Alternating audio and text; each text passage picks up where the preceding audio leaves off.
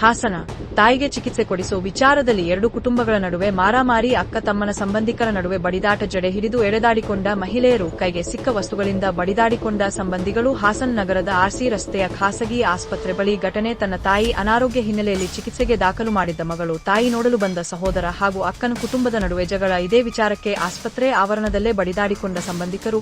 ಹಾಸನ ತಾಲೂಕಿನ ದುದ್ದಾ ಸಮೀಪದ ಹಳೆಕೊಪ್ಪಲು ಗ್ರಾಮದ ಕುಟುಂಬ ಸದಸ್ಯರ ನಡುವೆ ಕಲಹ. ಹಾಸನ ನಗರ ಠಾಣೆ ವ್ಯಾಪ್ತಿಯಲ್ಲಿ ಘಟನೆ.